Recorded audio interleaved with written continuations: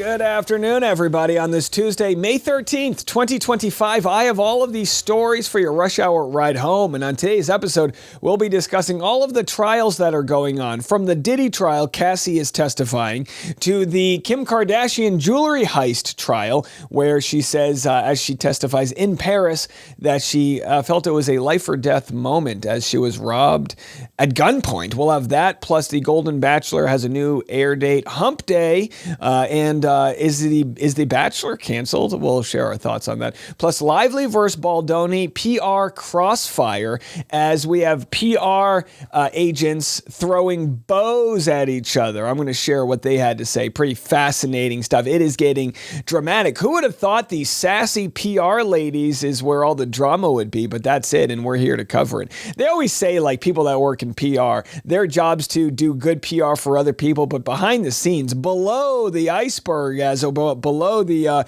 waterline is where all of the drama is, and surely it'll deliver for you today.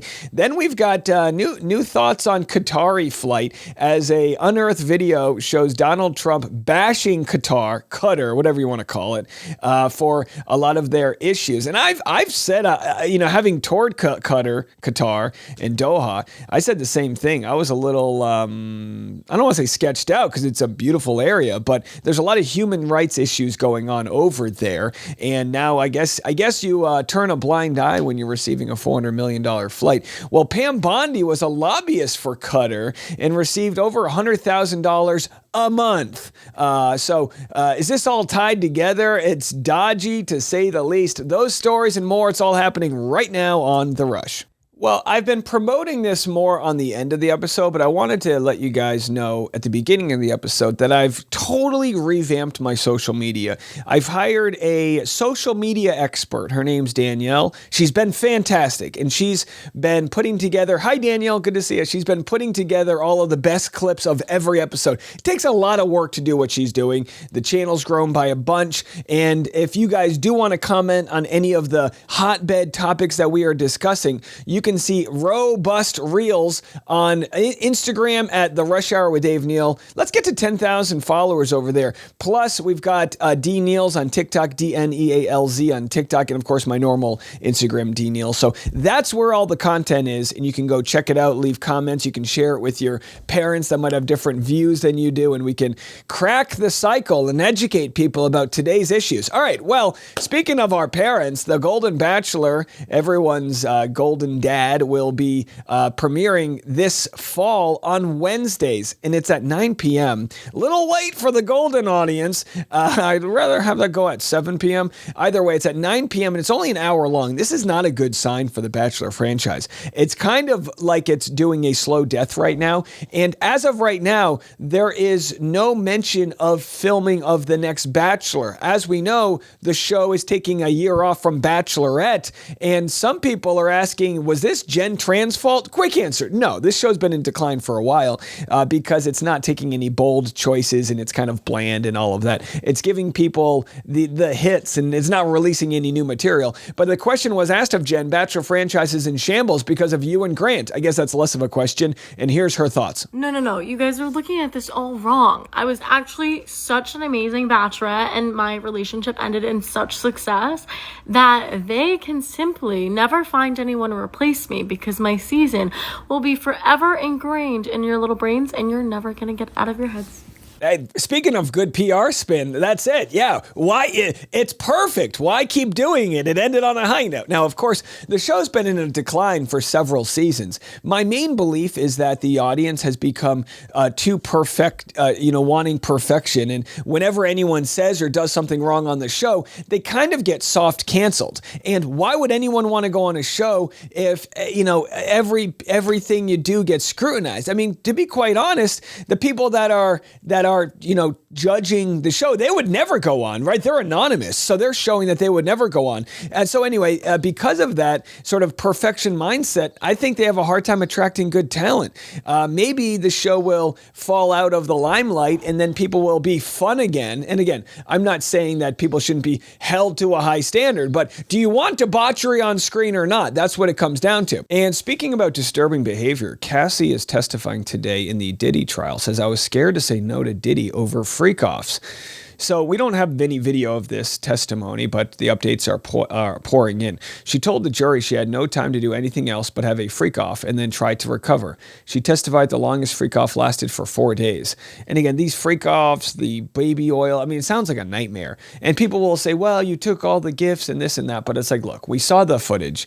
We saw the footage from the hotel of Diddy absolutely abusing her. It's just a sad story. And I don't know all the details. And I'm not following it that closely, to be quite honest. But I'll give you the Spark Notes version. Kim Kardashian says, I absolutely thought I was going to die. Has an emotional testimony in Paris jewelry heist trial. Here's something interesting with society.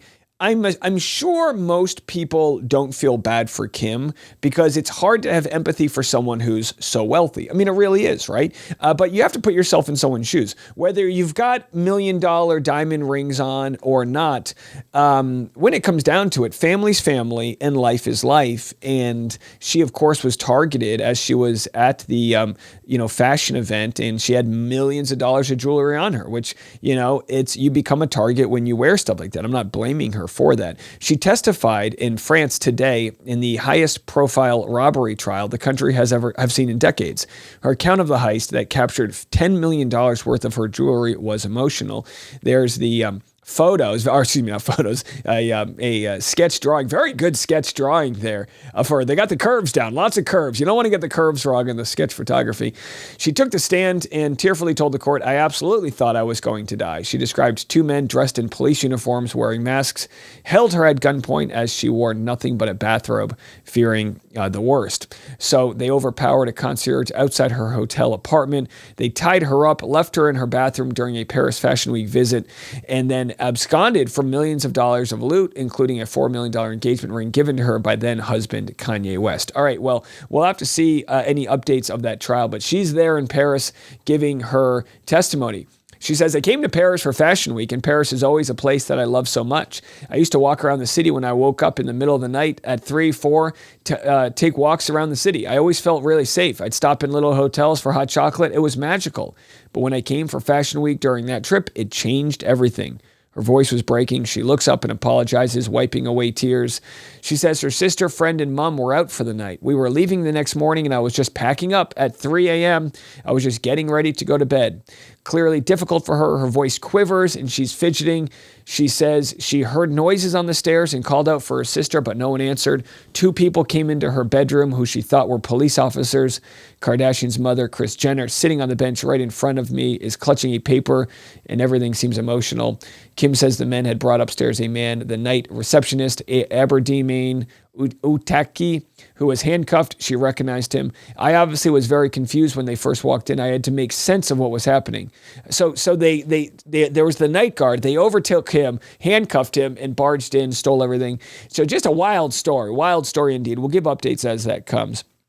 But of course, long time in the making. This happened 9 years ago, so it's going to be very emotional for her to relive this. But I also imagine probably in some twisted way, kind of therapeutic for her to tell her story and try to seek justice. And seeking justice is the name of the game when it comes to all of the trials going on. I'm not a trial channel, right?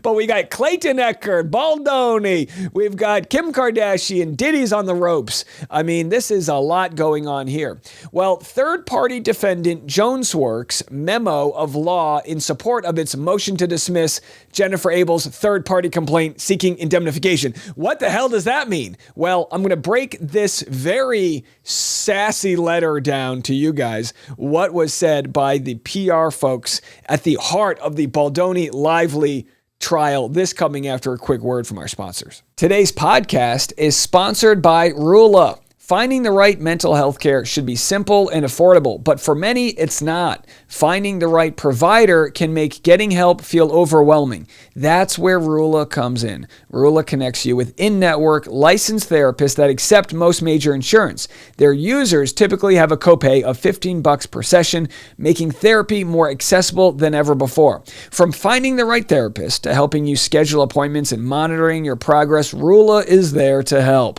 Join the thousands who have already turned to Rula for support on their journey to better mental health and well-being.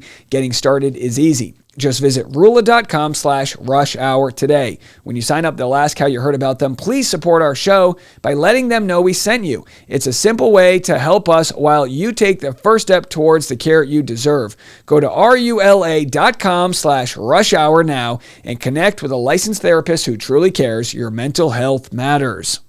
All right, let me tell you something. What I'm about to read for you guys is sassy as hell, and it's only the tip of the iceberg in the Baldoni versus Blake Lively case here. Now, I got to encourage you, if you aren't subscribed to my channel, I have a deal for you.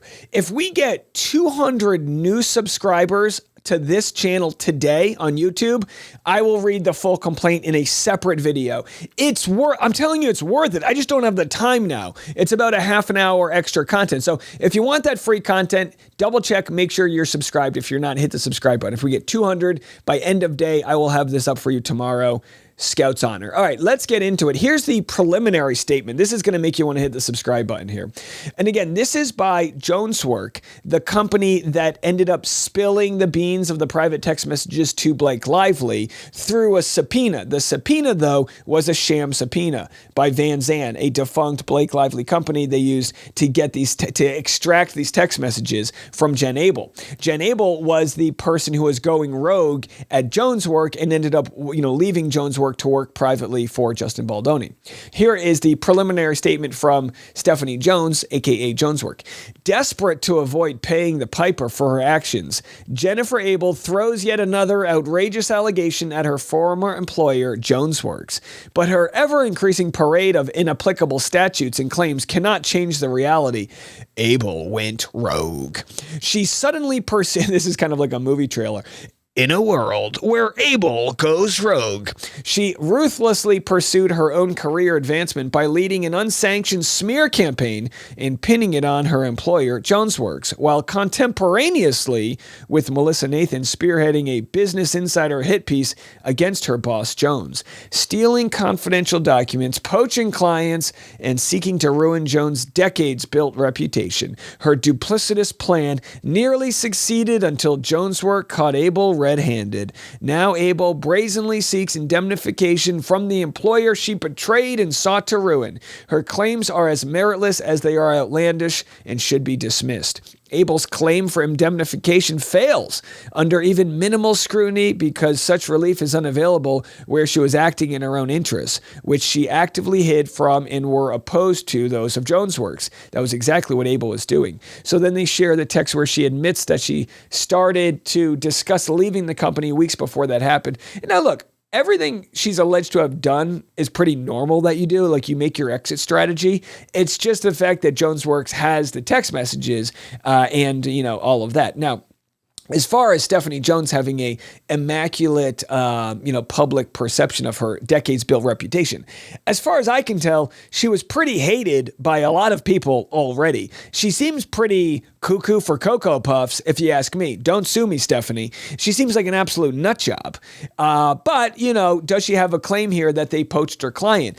In the end, if Baldoni wants to work with Jen Abel and not Stephanie Jones, it's kind of his prerogative, right? Now, if you're Stephanie Jones, do you hold him to a contract or do you, let bygones be bygones? Well, we obviously see what she chose here. So again, 200 subscribers on this video. I will make sure to read this in its entirety for you guys. It's a sassy one.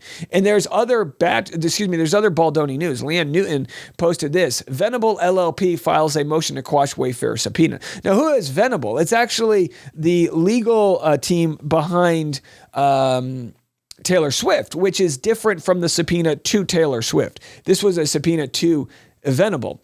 The subpoena is for information regarding her lawyer, Douglas Baldridge, a partner at Venable. Taylor Swift has a separate subpoena, which is alluded to in a footnote. The firm has not sought to quash hers at this point. So again, lots to get into, a lot pouring in. The discoverables are going to be insane when it comes to this case with all of the different depositions and subpoenas and all of that. I mean, literally, it's like this is so overwhelming. So all of that news, more to come there as we have day-to-day updates. All right, we're going to get into this story, which is pretty interesting. You know, I get accused whenever I have an opinion on anything when it comes to politics, people accuse you of being so pro one side or so pro another. The reason the Democrats lost the recent election is because of Joe Biden. Hard stop, that's what happened.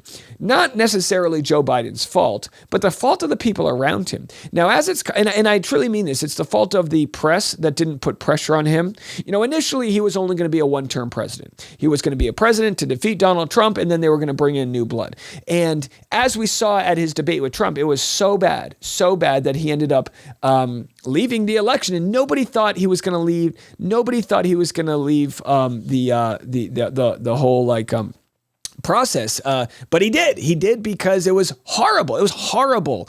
Whether it's because he was sick or aging, I mean, it's obviously aging. We're all aging. And this conversation around ageism is interesting because you shouldn't shame people for aging, but there should also be some sort of cap on how old you can be to do this job. You know, we need young blood. And, young blood, we're talking about people in their 50s, 40s, 50s, 60s, not 70s and into 80s. And of course, our current president aging in a different way. One's a raging narcissist. The other was like sundowning. I mean, this is just what was happening. Joe Biden, he couldn't ride a bike. He was falling off his bike. And whenever you talked about it, people would shame each other. Well, now they're saying that his aides wanted him in a wheelchair, but not until after the election. And look, if you're in a wheelchair, I'm not trying to, say that that's wrong, but if you're in a wheelchair because your cognitive abilities are declining, and it's not because you broke a leg, but it's because you are no longer able to work full time. Like we need an executive who's on his feet all day or her feet all day,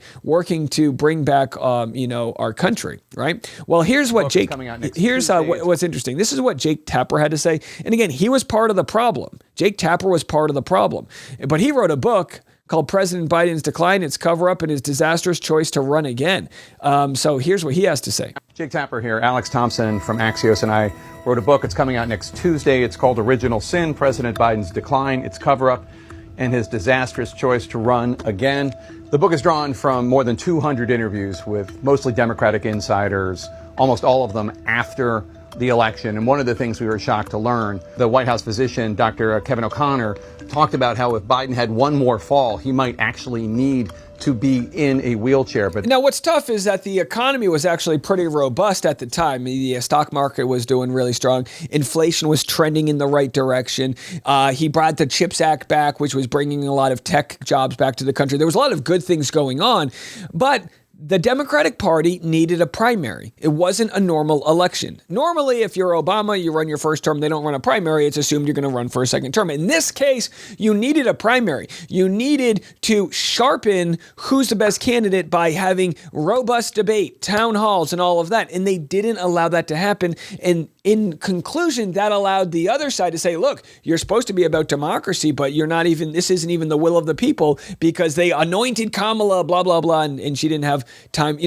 Kamala probably wouldn't have won a primary, but at least we would have seen who would have won the primary. We'll never have known, and they robbed us of that. And now what's going on is absolutely wild. I'm getting sent story after story because now we've got a government who's got tax cuts for the ultra wealthy, not for the middle class. Tax cuts for the ultra wealthy, and they got to come up with something like $800 billion in cuts. Where's that going to come? It's going to come from Medicaid. Kentucky parents are seeking answers after children suddenly dropped from Medicaid coverage. This is a story that will be very common in the next year. Her daughter, Ellie, has Down syndrome. She requires full-time basic care from her mom and additional specialized care that Martin says is not covered by primary insurance. She says her daughter was approved for the home and community-based waiver in May of 2024. But when it came time for her yearly reassessment, got a letter that she had been denied. Her level of care no longer met the criteria. Terrifying for Trina Martin here, a mother. And again, I can't imagine being in the scenario where you need full-time care and you have to rely on the help from the government. But for the government to turn their back on people because it ain't in the budget is ludicrous. We've got Donald Trump saying rather than buy $30, buy $2. That ain't the problem. He can't even understand a situation like this where you need help from the government because he had the golden spoon. He had it all given to him, the $100 million loans that came from wealth, created more wealth, used bankruptcies and loopholes to continue to sort of like bully his way and essentially fail upwards. That's what he's done, is failed upwards. He's a reality star who's failed upwards with multiple bankruptcies. I mean, remember the Trump Airlines, remember the Trump Steaks, the Trump University was a scam. And in a world where we're expected to cut back to do what's right for the country, our president, Royal Highness, is expected to live in a palace in the sky, a gift from the Qataris. Well, now we have what he said just a short 8 years ago about this royal family. Have a listen. Unfortunately, has historically been a funder of terrorism at a very high level. And in the wake of that conference, nations came together and spoke to me about confronting Qatar over its behavior. So we had a decision to make. Do we take the easy road or do we finally take a hard but necessary action? We have to stop the funding of terrorism.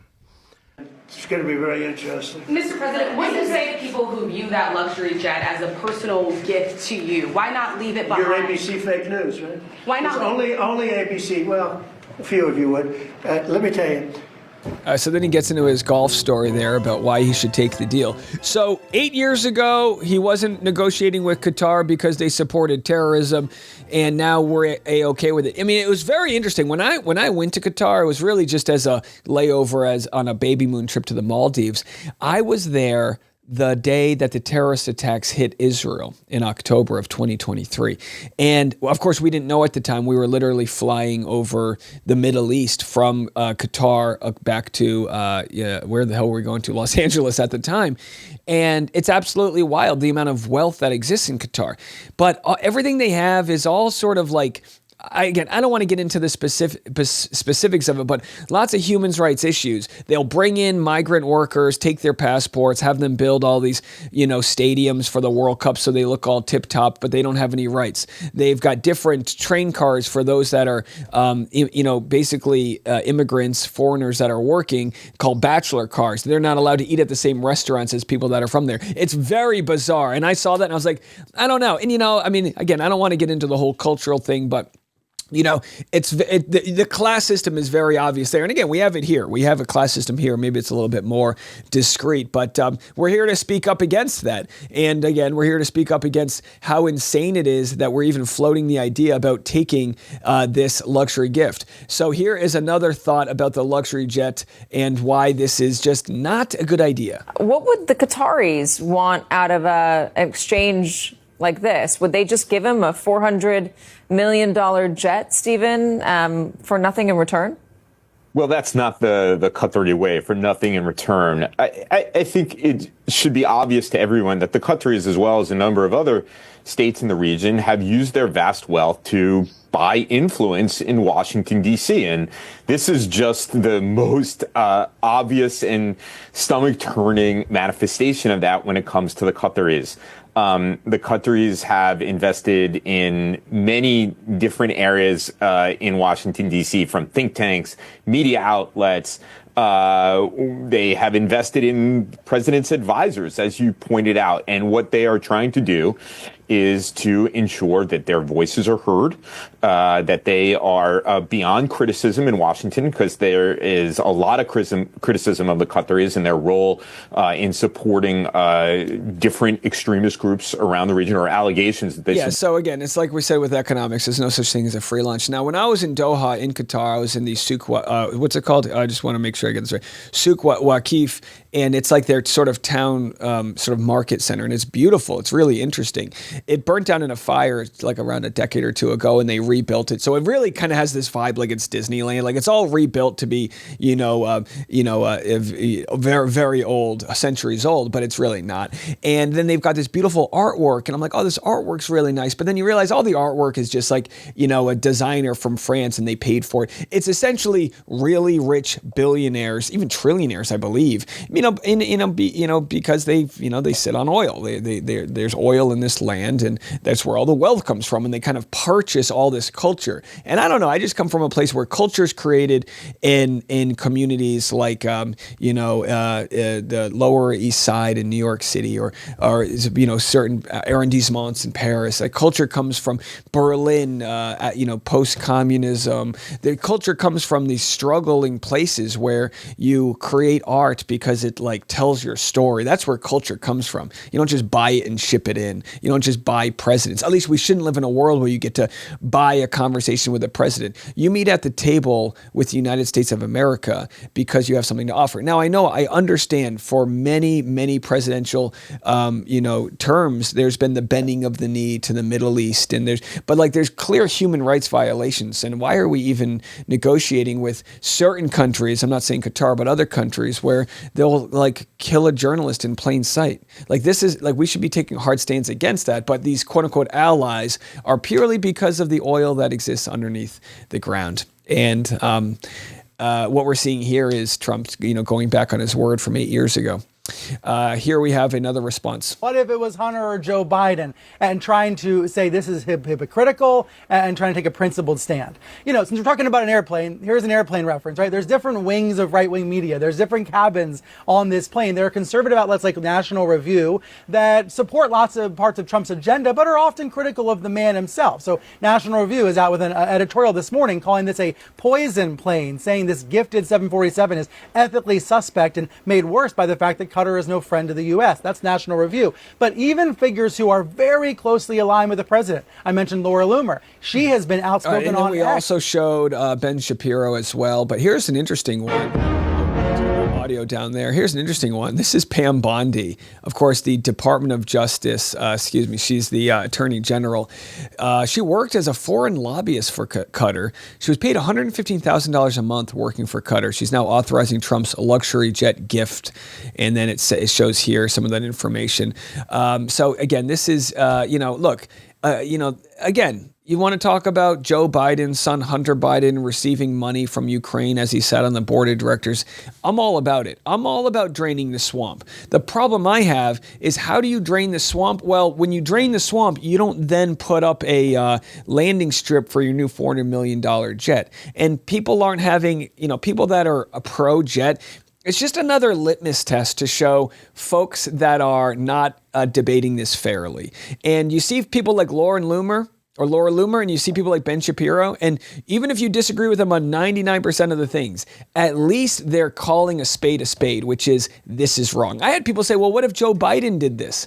And the answer is, hey, idiot. Not to nobody personally, Joe Biden didn't do this, okay? This is so brazen. This is career ending if this happened to anybody else. But we judge Trump by a different standard because he says and does these things right in front of us. Right? It's not being done privately and hush hush. They're showing what they're going to do. They're showing Project 2025. They're showing Steve Bannon saying Trump's going to run for a third term. They're showing that they're going to abandon habeas corpus, which is due process for people. They're telling us their plan right in front of us. And the litmus test is, who's going to stand up against it and who's going to go along with the flock. That's the test. What side you want to be on, our audience, that's up for you to decide, but you have to look yourself in the mirror if you chose the side that blindly follows. We should all be speaking truth to power, whether it's those that let us down with Joe Biden's age, and maybe we learned our lesson. We need to be more critical. Media on the left and on the right shames dissent. The echo chamber shames dissent. Nobody wanted to be pro Bernie Sanders because they said, oh, it's going to take away votes from Hillary Clinton. Don't you know how primaries work? work. That's not true whatsoever. So we've seen this manipulation happen for a long time, and now we're seeing the consequences of people that were pushed away from their political parties because they didn't feel like their political parties were listening to them. Well, are we listening now? All right, well, I'll be back in the morning. That's my ramble for the day. We'll see you then. I'm Dave Neal. Don't forget to subscribe. I'll get you that extra content if you do. And this was The Rush.